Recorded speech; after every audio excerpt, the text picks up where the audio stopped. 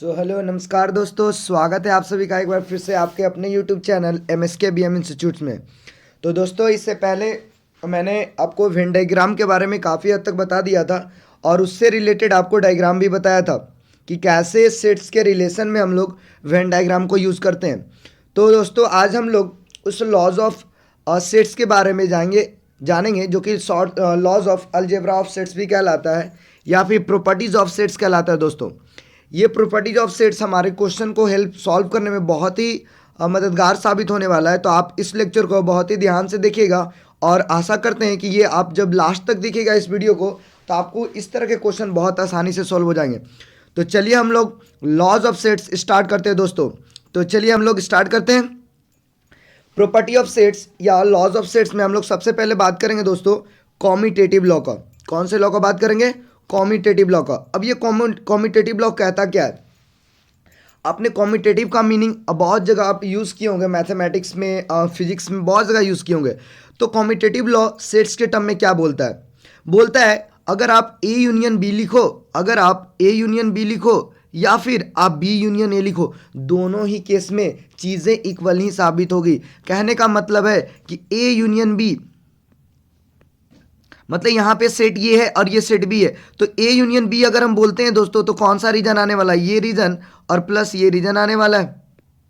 ये दोनों के दोनों आ जाएंगे ए यूनियन बी में। अगर आप उल्टा बोलो बी यूनियन ये, तो भी तो वही आने वाला है ना। इस केस में हमने क्या बोलेंगे? ये वाला पोर्शन बी और यूनियन ए करोगे तो ये भी पोर्शन आ जाएगा। तो इस केस में दोनों तो बात तो बराबर हो गई। इसलिए कॉम्यूटेटिव लॉ में हम क्या याद रखेंगे? ए यूनियन बी बोल लो या बी यूनियन ए बोल लो, दोनों क्या है? सेम है। उसी तरह से आप आगे बढ़ सकते हो, ए इंटरसेक्शन बी और बी इंटरसेक्शन ए, दोनों ही की दोनों चीज़ें क्या होगी? बराबर होगी। क्योंकि बी इंटरसेक्शन की बात कर लो, अगर मैं आपको यहाँ पे ए इंटरसेक्शन बी वाले रीजन बताऊं तो कौन सा रीजन आने वाला है? ये वाला रीजन आने वाला है। देखो ये जो मैं रेड से मार्क कर रहा हूँ, ये इंटरसेक्शन ए इंटरसेक्शन बी। और आपसे मैं पूछूं कि बी इंटरसेक्शन क्या होगा, तो भी तो आप यही रीजन बताने वाले हो। तो इस केस में क्या हो गया? ए इंटरसेक्शन बी और बी इंटरसेक्शन ए भी क्या हो गया? बराबर हो गई। दोनों की दोनों चीज़ें क्या हो गई? सेम हो गई। तो हो गया ना ये कॉम्यूटेटिव लॉ कि ए इंटरसेक्शन बी और बी इंटरसेक्शन ए दोनों बराबर है। ए यूनियन बी और बी यूनियन ए दोनों की क्या है? बराबर है। आगे हम लोग बात करेंगे एसोसिएटिव लॉ की। अब एसोसिएटिव क्या है? अगेन ये सब वर्ड आप लोग बहुत बार सुन चुके होंगे। एसोसिएटिव क्या कहता है सेट्स के टर्म में? A union B as a whole, मैं ए यूनियन बी ले रहा हूं और उसका यूनियन सी के साथ ले रहा हूं, तो उसका जो रिजल्ट आएगा वो रिजल्ट बराबर होगा किसके? मैं B union C as a whole ले लूं और फिर उसका यूनियन ए के साथ ले लूं, तो वो चीज़ क्या होगी? बराबर होगी। तो आप ये जस्ट ये ब्रैकेट को कहने का मतलब है कि इंटरचेंज कर सकते हो। ये बी यूनियन सी वाले ब्रैकेट को शिफ्ट कर सकते हो, बी यूनियन सी वाले ब्रैकेट को क्या कर सकते हो? शिफ्ट कर सकते हो और उसको बाहर निकाल सकते हो। तो ये चीज़ हो गई एसोसिएटिव में। सेम आप इंटरसेक्शन के साथ कर सकते हो, सेम आप इंटरसेक्शन के साथ भी कर सकते हो। जैसे देखो यहाँ पे मैं क्या बोल रहा हूँ, आप ए इंटरसेक्शन बी ले लिए, उसका इंटरसेक्शन फिर सी के साथ ले रहे हैं, या फिर आप बोलो बी इंटरसेक्शन सी ले लो और उसका इंटरसेक्शन ए के साथ ले रहे हैं, तो वो बात क्या हो गई? बराबर हो गई। लेकिन आप लिखोगे कैसे? यहाँ पे लिखने वाली बात बहुत इंपॉर्टेंट होने वाली है, क्योंकि आप ये लिखने का तरीका, जो चेंज करने का तरीका है, वो आपको क्वेश्चन को सॉल्व करने में काम आने वाला है। तो मेरा कहने का अर्थ ये है कि आपको क्या करना है? इस ब्रैकेट को रिप्लेस करना है, इस ब्रैकेट को रिप्लेस करना। देखिए ना, मैंने बी और सी वाले को एक ब्रैकेट में रख दिया और ए वाले को हटा दिया, जो कि यहाँ भी मैंने किया था। तो ये आपका कौन सा लॉ हो गया दोस्तों? Associative law. एसोसिएटिव में हम लोग तीन चीज़ें की बात करते हैं, ठीक है? ए बी एंड सी, और उसको आप एसोसिएट कर दो। ए बी के साथ करो, फिर सी के साथ कर दो, या बी सी के साथ करो और ए के साथ कर दो, ठीक है? आगे बढ़ते हैं दोस्तों हम लोग। चलिए नेक्स्ट लॉ की और हम लोग आते हैं। नेक्स्ट लॉ क्या दिख रहा है आपके स्क्रीन पे? बताइए क्या दिख रहा है? Distributive law. क्या आपने कुछ डिस्ट्रीब्यूट किया अभी तक? बेशक बहुत सारे चीज़ आपने डिस्ट्रीब्यूट किए होंगे अपने यंगर्स ब्रदर में, सिस्टर में, या कहीं भी बहुत जगह आप डिस्ट्रीब्यूट किए हो। तो कैसे डिस्ट्रीब्यूट करते हैं? डिस्ट्रीब्यूट कैसे हो रहा है यहाँ पे? तो देखिए डिस्ट्रीब्यूट कैसे हम लोग सेट्स लॉ हम पढ़ने वाले हैं, ठीक है? तो सबसे पहले हम लोग देख लीजिए यहाँ कैसे डिस्ट्रीब्यूट कर रहे हैं। इस केस में आपने तो घर पे बहुत सारी चीज़ डिस्ट्रीब्यूट किया, क्या यहाँ भी उस तरह का डिस्ट्रीब्यूशन है क्या? देखते हैं क्या है। तो मैं बोल रहा हूँ डिस्ट्रीब्यूट करना है A union as a whole, मैं ले रहा हूं बी इंटरसेक्शन सी। ध्यान दीजिएगा, एज ए होल ले रहा हूं मैं बी इंटरसेक्शन सी, तो मैं क्या कर रहा हूं, इसका यूनियन बी के साथ लिख दिया, ए यूनियन बी लिख दिया, और बचा क्या, इंटरसेक्शन, तो इंटरसेक्शन को एज ए ऑपरेटर की तरह रख दिया और फिर ए यूनियन सी लिख दिया। समझ में आई बात, क्या मैंने किया, फिर से देखिए दूसरे वाले एग्जांपल में, दूसरे वाले लॉ में, इसी में डिस्ट्रीब्यूटिव का मैं लिख रहा हूं यहां पे, ये वाला देखो, अगर ये A intersection B union C है तो मैं क्या कर रहा हूं, मैं इसका इसके साथ इंटरसेक्शन ले लिया, और फिर ये बीच वाला जो यूनियन है वो एक ऑपरेटर की तरह काम करेगा, और फिर ये ए इंटरसेक्शन सी ले लिया। तो ये जस्ट रिप्लेसिंग वाला चीज आपको सीखना है कि डिस्ट्रीब्यूट करना। तो डिस्ट्रीब्यूट में ध्यान ये रखना, ये जो ऑपरेटर है ना वो दोनों के लिए काम करेगा, बी के लिए भी काम करेगा और सी के लिए भी काम करेगा, और बाकी ये जो बीच में बचा हुआ वो फिर अलग से दोनों के लिए काम करेगा। हुई ना बात क्लियर? फिर से मैं बताऊं क्या, चलिए एक बार मैं फिर से बताता हूं। ये वाला जो ऑपरेटर है, ये वाला जो ऑपरेटर है जो ब्रैकेट के बाहर है, वो दोनों के लिए काम करेगा, बी के लिए भी काम करेगा और सी के लिए भी काम करेगा। तो ए के साथ बी का हो गया, फिर ए के साथ फिर सी का, ए के साथ बी का, ए के साथ सी का, और बाकी ये जो बचा वो दोनों के लिए काम करेगा। ठीक है, ये दोनों के लिए। तो हो गई ना बात, ये ऐसे डिस्ट्रीब्यूट करना है दोस्तों आपको। ठीक है, चलिए, तो ये चीज़ को ध्यान में रखना है कि डिस्ट्रीब्यूटिव को कैसे यूज़ करना है। ये बहुत ही हेल्पफुल लॉ है, बहुत ही ज़्यादा हेल्पफुल लॉ है, क्योंकि क्वेश्चन आपका जो थोड़ा सा भी ट्रिकी करेगा ना, तो डिस्ट्रीब्यूटिव का प्रॉपर्टी को यूज़ करके ट्रिकी बना सकता है। बहुत सारा 3-4 सेट का वैल्यू दे दिया तो वहाँ पर आप थोड़ा सा कन्फ्यूज हो सकते हो, बट कन्फ्यूज होने की रिक्वायरमेंट नहीं है, आपको ये चीज़ बहुत हेल्पफुल हो जाएगी। ठीक है, प्रैक्टिस करने की रिक्वायरमेंट है। चलिए हम लोग नेक्स्ट लॉ की ओर बढ़ते हैं। नेक्स्ट लॉ क्या है, डी मॉर्गन्स लॉ। क्या डी मॉर्गन्स का नाम आपने सुना है? हाँ, डी मॉर्गन्स। ठीक है, तो क्या बोलता है ये De Morgan's law, A intersection B का कॉम्प्लीमेंट, ए इंटरसेक्शन बी का कॉम्प्लीमेंट क्या होगा, ये वाला जो कॉम्प्लीमेंट है ना वो दोनों के ऊपर आप बैठा दो, ये वाला जो कॉम्प्लीमेंट है आप इस पे भी बैठा दो और इस पे भी बैठा दो। बैठा दिया सर जी, और क्या करना है, कॉम्प्लीमेंट को, ये जो आपका इंटरसेक्शन है उसका कॉम्प्लीमेंट जस्ट रिवर्स कर दीजिए, यूनियन लिख दीजिए। मतलब कि डी मॉर्गन्स लॉ ये बोलता है कि अगर अंदर वाला चीज़ इंटरसेक्शन है तो यूनियन बन जाएगा, अंदर वाला चीज़ यूनियन है तो इंटरसेक्शन बन जाएगा। इंटरसेक्शन है तो यूनियन, यूनियन है तो इंटरसेक्शन, और बाकी अंदर में कॉम्प्लीमेंट लगा दो, है तो हटा दो, नहीं है तो लगा दो। क्लियर है दोस्तों, क्या हो गई डी मॉर्गन्स लॉ। चलिए हम लोग नेक्स्ट लॉ की ओर बढ़ते हैं। नेक्स्ट लॉ क्या दिख रहा है आपके पास, बताइए क्या दिख रहा है? दिख रहा है आइडेंटिटी लॉ। क्या आपने आइडेंटिटी, सबका आइडेंटिटी है? ऑब्वियस है भाई, सबका आइडेंटिटी है। तो ये आइडेंटिटी लॉ यहाँ पे क्या बोलता है, आइडेंटिटी लॉ क्या बोलता है, देखिएगा मैं यहाँ पे ले रहा हूँ ए इंटरसेक्शन यूनिवर्सल सेट, इसको आप कंफ्यूज ना करिएगा यूनियन से, यहाँ पे मैं यूनिवर्सल इसलिए मैं मार्क कर दे रहा हूँ, ये यूनिवर्सल सेट है। मतलब मैं ये बोल रहा हूँ कि ए का इंटरसेक्शन यूनिवर्सल सेट के साथ क्या होगा, ए का इंटरसेक्शन यूनिवर्सल के साथ, यूनिवर्सल मतलब पूरा का पूरा चीज़ हो गया ना। अगर मैं यहाँ पे बताऊँ कि ये, तो ये वाला पूरा डब्बा, ये जो स्क्वायर डब्बा दिख रहा है ये पूरा का पूरा यूनिवर्सल हो गया, और उसमें मैं ए ले रहा हूँ, उसमें मैं ये ए ले रहा हूँ, ये वाला पार्ट ए सेट है, तो इसका इंटरसेक्शन क्या होगा, ऑब्वियस है पूरा में से यही पार्ट होगा ना। तो कहने का अर्थ है यूनिवर्सल के साथ जब भी हम इंटरसेक्शन लेंगे किसी सेट का, ध्यान से दे सुनिएगा मेरी बातों को, मेरी स्टेटमेंट को, क्या मैं बोल रहा हूँ, ए का इंटरसेक्शन या किसी सेट का इंटरसेक्शन, किसी भी सेट का इंटरसेक्शन अगर मैं यूनिवर्सल सेट के साथ ले रहा हूं तो जो सेट मैं पहले लिया हूं वही आने वाला है, मतलब सेट ए आने वाला है। समझ में आया? यहां आप देख सकते हो फिगर में, ये पूरा का पूरा स्क्वायर डब्बा जो भी उसके अंदर है वो सब यूनिवर्सल है, लेकिन सेट ए सिर्फ ये है। तो कॉमन क्या रीजन है, कॉमन तो यही रीजन है, इसको मैंने क्या नाम दे दिया, ए नाम दे दिया। ठीक है, तो इसको चीज को ध्यान रखना है। ठीक है, ये चीज को समझिएगा। ठीक है, तो अब मैं बोल रहा हूं ए का यूनियन फाई के साथ, ए का यूनियन फाई के साथ, ए का यूनियन फाई के साथ क्या होने वाला है, ध्यान दीजिएगा। ए का यूनियन अगर मैं फाई के साथ बोल रहा हूं तो क्या बोल रहा हूं भाई, फाई मतलब तो कुछ भी नहीं, और ये सिर्फ ये बोल रहा हूं, सेट ए। तो यूनियन और उधर तो कुछ भी नहीं है, तो फिर तो यही बात हो गई ना भाई कि सेट ए आने वाला है। यूनियन में तो अगर कुछ ही नहीं है तो कुछ नहीं है, तो मतलब जीरो, मतलब कोई भी नहीं, कोई भी एलिमेंट नहीं है, तो ए ही आने वाला है। तो ऐसे वाले चीज़ को हम लोग क्या बोलते हैं, आइडेंटिटी। मतलब जो लेके चला वही आ गया, आइडेंटिटी है। मतलब उस पर काम किया वही आ गया, उस पर काम किया वही आ गया। ठीक है, तो आशा करते हैं कि आपको आइडेंटिटी लॉ भी बहुत अच्छे से समझ में आई होगी, है ना। चलिए हम लोग नेक्स्ट लॉ की ओर बढ़ते हैं। नेक्स्ट लॉ क्या बोलता है आपका, कॉम्प्लीमेंट लॉ। क्या कॉम्प्लीमेंट लॉ है? कॉम्प्लीमेंट का तो नाम अभी सेट के टर्म में आप लोग सुन लियो, जिसको हम लोग नॉट ए भी बोलते हैं, है ना। तो कॉम्प्लीमेंट को मैंने आपको बता चुका था कि कॉम्प्लीमेंट ऑफ सेट कैसे निकालते हैं। यूनिवर्सल सेट में से उस सेट को हटा दीजिए। कॉम्प्लीमेंट का मीनिंग क्या होता है, अगर मैं यहाँ पे ध्यान दीजिएगा, मैं फिर से लिख रहा हूँ, अगर ए कॉम्प्लीमेंट लिख रहा हूँ या कॉम्प्लीमेंट ऑफ ए बोल रहा हूँ, तो इसका मतलब क्या हुआ, यूनिवर्सल सेट में से ए को हटा दो। यूनिवर्सल सेट में से ए को हटा दो, वो आपका ए कॉम्प्लीमेंट या नॉट ए बन गया, है ना। याद आ रही है ना दोस्तों, आप लोग ऑब्वियस है कि आप लोग घर पे प्रैक्टिस किए होंगे। ठीक है, अब यहाँ पे कॉम्प्लीमेंट का बहुत सारा जो प्रॉपर्टी है वो क्या कहता है सेट्स के लिए, तो क्या कहता है देखिए आपके सामने स्क्रीन पे दिख रहा होगा। ये बोलता है अगर मैं ए का यूनियन नॉट ए के साथ ले रहा हूँ, ए का यूनियन नॉट ए के साथ, अब देखिए क्या बात है, मैं बोल रहा हूँ एक ऐसा सेट ले रहा हूँ,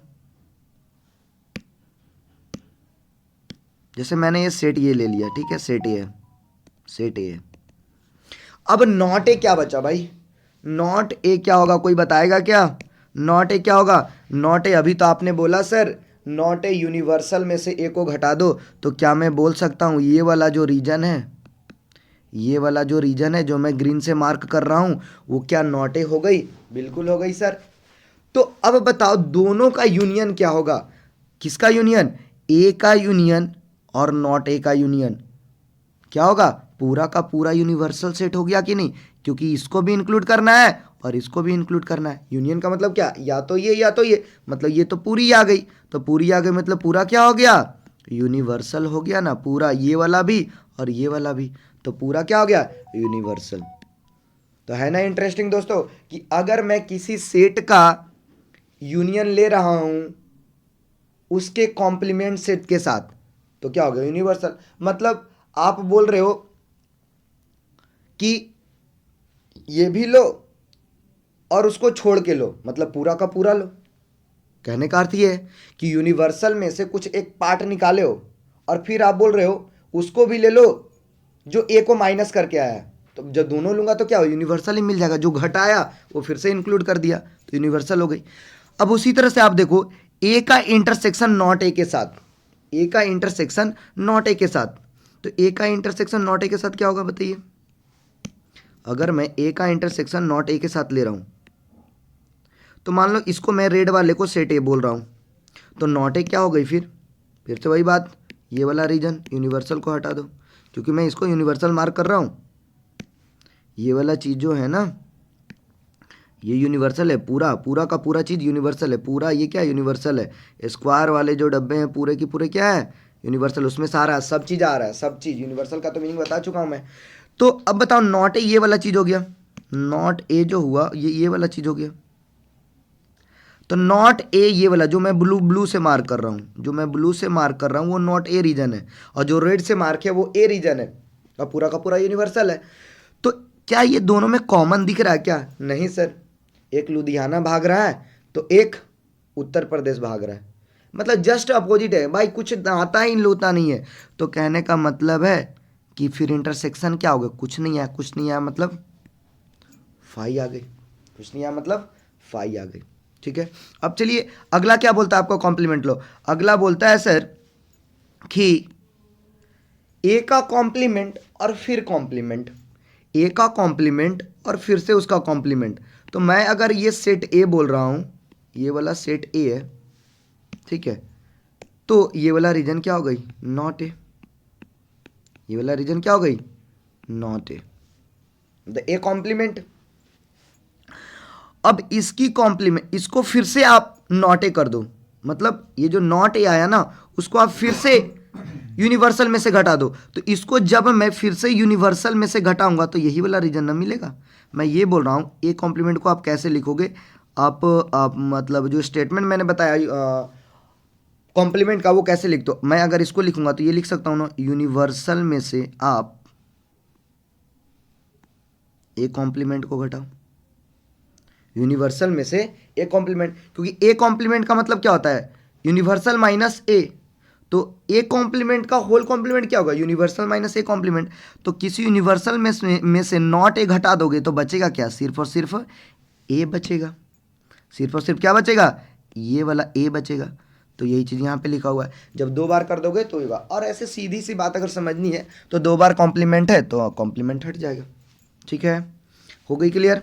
तो जैसे एग्जाम्पल के लिए देख लीजिए आप यहाँ पे कैसे निकालते हो, वो मैं बता चुका हूँ पिछले क्लास में, जब मैं आपको बता रहा था बहुत सारा सेट्स का जो बहुत सारे जो ऑपरेशन होने वाले थे कॉम्प्लीमेंट में, मैं बताया था। जैसे मान लो सेट ए में आपके पास 2 3 4 दिए हुए हैं और यूनिवर्सल सेट में 2 3 4 5 6 दिए हुए हैं, तो नॉट ए क्या होगा, यूनिवर्सल माइनस ए, तो ए को घटा दो तो 5 6 बचा। आइडेम्पोटेंट लॉ, नेक्स्ट लॉ क्या है दोस्तों, आइडेम्पोटेंट लॉ। आइडेम्पोटेंट लॉ क्या है, आइडेम्पोटेंट लॉ क्या है बताइए। तो आइडेम्पोटेंट लॉ बोलता है अगर मैं ठीक है, ये ध्यान दीजिएगा, ये जो मैं फिगर बताया हूं ना इसके लिए बताया हूं दोस्तों, इस वाले कॉम्प्लीमेंट लॉ के लिए, ठीक है, ये जो ये सब फिगर मैं मार्क कर रहा हूँ वो कॉम्प्लीमेंट लॉ के लिए, आइडेम्पोटेंट लॉ के लिए नहीं। यहाँ मेरे पास स्पेस नहीं बचा दोस्तों, इसलिए मैं नीचे लिख दिया, ठीक है। तो अब यहाँ पे आइडेम्पोटेंट लॉ क्या बोलता है, आइडेम्पोटेंट लॉ बोलता है अगर मैं ए का इंटरसेक्शन ए के ही साथ लूँ तो क्या मिलेगा, ए ही मिलेगा। ए का यूनियन ए के साथ लूँ तो भी क्या मिलेगा, ए ही मिलेगा। सेम सेट के साथ यूनियन ले लो या सेम सेट के साथ इंटरसेक्शन ले लो तो वही सेट मिलने वाली है। तो बस यही थी आपकी आइडेम्पोटेंट लॉ, ठीक है। अब चलिए, अभी तक आपने लॉज ऑफ सेट्स अभी तक देख लिया, अब चलिए कुछ क्वेश्चन प्रैक्टिस कर लेते हैं दोस्तों। क्वेश्चन क्या है, स्क्रीन के सामने क्वेश्चन पढ़िएगा, क्या बोलता है question, if A and B are two sets, if A and B are two sets and A denotes the complement of A, then A intersection A union B का whole complement के साथ उसका आपका क्या आंसर आने वाला है, बताइए क्या आएगा आंसर, सॉल्व करिए। चलिए मेरे साथ ही सॉल्व कर लीजिए, क्या मैं बोल रहा हूं, आपको लगता नहीं है यहाँ पे कि सर यहाँ पे ये जो आप बताए थे ये वाला चीज वो एक डिस्ट्रीब्यूटिव के जैसा काम करने वाला है, क्योंकि ब्रैकेट के बाहर जब भी ये ऑपरेटर यूनियन इंटरसेक्शन आ जाए और तीन जैसा चीज दिखे, जैसे कैसे तीन, एक ये वाला, एक ये वाला, एक ये वाला, और बाहर में ब्रैकेट के बाहर में ऑपरेटर है, तो क्या मैं बोल सकता हूँ यहाँ पे डिस्ट्रीब्यूटिव लगाना जरूरी है, बेशक लगाना जरूरी है, नहीं तो बनेगा कैसे। तो चलिए अगर आप इसको तोड़ते हैं तो कैसे तोड़िएगा, कैसे तोड़िएगा, ये देखिए कॉम्प्लीमेंट का लॉ पढ़े, अगर कॉम्प्लीमेंट को तोड़ोगे तो ये चीज़ क्या आने वाला, ए कॉम्प्लीमेंट यूनियन का किस में बदलने वाला है, इंटरसेक्शन में, और ये बी कॉम्प्लीमेंट, इसकी काम तो खत्म। अब ये डिस्ट्रीब्यूट कर दीजिए इसको डिस्ट्रीब्यूटिव लॉ लगा के, तो मैं क्या बोलूँगा, ए इंटरसेक्शन नॉट ए, और ये एज ए दोनों का ऑपरेटर का काम करेगा, intersection A intersection, A intersection B not, या नॉट बी बोलो। तो अगर मैं ए का इंटरसेक्शन नॉट ए के साथ लिखा हूं, ए का इंटरसेक्शन नॉट ए के साथ लिखा हूं, तो क्या हो गई, कुछ तो कॉमन मिलेगा ही नहीं, एक तरफ ए है एक तरफ नॉट ए है, तो कुछ तो कॉमन नहीं मिलेगा, तो यहाँ पे ये रिजल्ट ये क्या देगा, फाई देगा, ये रिजल्ट क्या देगा, फाई देगा, मतलब कुछ भी नहीं देने वाला है, क्या देने वाला है, कुछ भी नहीं, नील बटे सन्नाटे, और इसका इंटरसेक्शन ले रहा हूं ए इंटरसेक्शन नॉट बी के साथ। अब हमको इसके बारे में कुछ नहीं मालूम, जो भी कुछ ना कुछ आएगा, कुछ ना कुछ आएगा ही आएगा, लेकिन यहाँ तो मेरे पास कुछ भी नहीं है, और मैं जब कॉमन की बात करूँ, एक जगह कुछ भी नहीं है और एक जगह कुछ ना कुछ है, तो कॉमन क्या हो गया, कुछ भी नहीं, तो कॉमन क्या हो गई, कुछ भी नहीं, मतलब आंसर आपका क्या चल गया, फाई चल गया दोस्तों, ठीक है। अच्छे क्वेश्चन थे, चलिए नेक्स्ट क्वेश्चन की ओर बढ़ते हम लोग। देखिए फिर से क्वेश्चन आ गया, शेडेड रीजन को बताना है आपको, इसमें दो तरह के क्वेश्चन आपसे पूछे जाएंगे, या तो आपको इस तरह का चीज ऑप्शन दिया हुआ रहेगा और बोलेगा इसका वेन डायग्राम बता दो, या फिर आपको वेन डायग्राम दिया हुआ रहेगा और आपसे ऑप्शन पूछ लेगा, ठीक है। तो चलिए कैसे होगा शेडेड रीजन बताइए क्या है, तो यहाँ पे मैं मार्क कर दे रहा हूँ, एक्चुअली मैं मार्क किया नहीं था कि कौन सा सेट ए है और बी है या एक्स वाई जेड है जो भी है, तो मैं मार्क कर दे रहा हूँ, ठीक है, ये एक्स है, ये वाई है और ये जेड है, ठीक है, एक्स वाई जेड। अब ये कौन सा ऑप्शन आएगा, ठीक है, फ्रैक्शन ऑफ सेकेंड के लिए मैं आपको कुछ टाइम दे रहा हूं, आप देखिए सोचिए कि क्या होगा ये रीजन, बताइए। ठीक है, यहाँ पे ध्यान रखिएगा, मैं इसको क्वेश्चन में एक सेकेंड इसको आप जेड कर लो, ठीक है, नहीं तो आपसे फिर ये दिक्कत हो जाएगी। इसको आप जेड कर लो,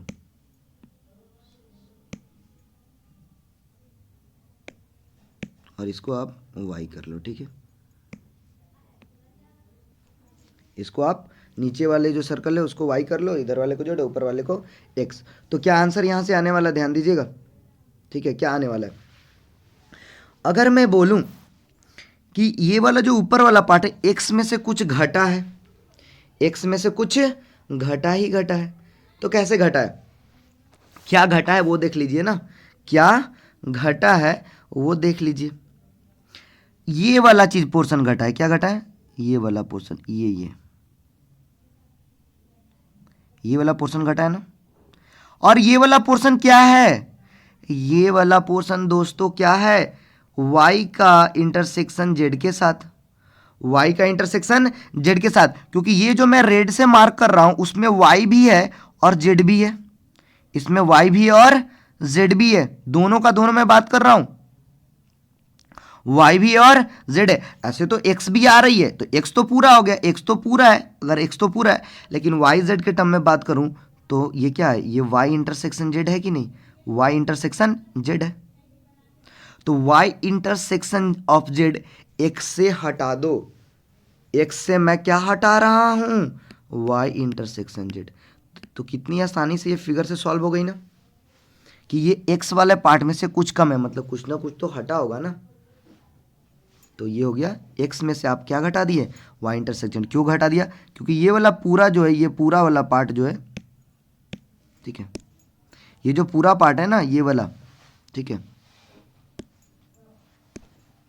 ये पूरा पार्ट है जो x वाला है वो पूरा x है, उसमें से कुछ घटा है तब तो जाके वो ब्लू रीजन आया, और वो कौन सा रीजन घटा है, y इंटरसेक्शन z घटा है।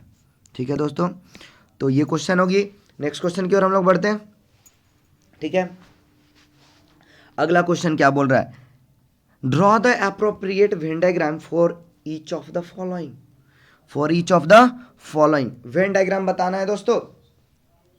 तो क्या मैं ये सब सारे क्वेश्चन आपके होमवर्क के लिए छोड़ दूं या फिर अभी सॉल्व कर दूं, मेरे अकॉर्डिंग मैं ये क्वेश्चन आपको होमवर्क के लिए छोड़ रहा हूं, एक क्वेश्चन नहीं बनेगी, मैं नेक्स्ट क्लास में आपको सॉल्व करवा दूंगा, सो दैट आप लोग एक बार घर पे प्रैक्टिस कर लो, क्योंकि मैंने जस्ट इसका रिवर्स चीज बता दिया है।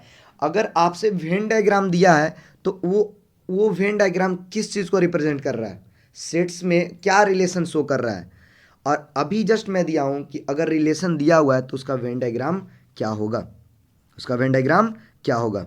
ठीक है, तो यहाँ तो मैं इसलिए मैं मार्क करके रखा था कि इस तरह से मैं यहाँ पे बता दूंगा, बट मैं आपके लिए ये फिट बैठ रहा है कि अभी मैं ये क्वेश्चन दे दूं, सो दैट आपको देख सकूं कि आप सॉल्व कर पा रहे हो या नहीं कर पा रहे हो। ठीक है दोस्तों, ये सामने क्वेश्चन दिख रही है, ये सामने क्वेश्चन, ये भी क्वेश्चन मैं आपको होमवर्क के तौर पे ही दे रहा हूँ। मैं देखना चाहता हूं कि आप लोग घर पे बना रहे हो या नहीं बना रहे हो, और कमेंट में आप शेयर करो कि ये क्वेश्चन सर आसान लग रहा है सर, मेरे से बन जा रहा है सर, या बहुत ही अच्छा लग रहा है। जो भी कमेंट आपको नेसेसरी ले इस वीडियो से रिलेटेड आप जरूर से जरूर कमेंट करिए, है ना। हम लोग आज कोशिश कर रहे हैं कि आप लोग को बहुत ही बेहतरीन ढंग से हर एक चैप्टर को क्वेश्चन के माध्यम से, थ्योरी के माध्यम से आपको बहुत अच्छे से अच्छे समझा सकूं, सो दैट आप लोग बहुत अच्छा कर सको। तो दोस्तों आशा करता हूं आपको ये वीडियो बहुत ही अच्छा लग रहा होगा, तो हमारे चैनल को लाइक शेयर और सब्सक्राइब जरूर करें और बहुत लोगों तक पहुँचाएँ, सो दैट सारे लोग इसका फ़ायदा उठा चुके। ठीक है, थैंक यू दोस्तों।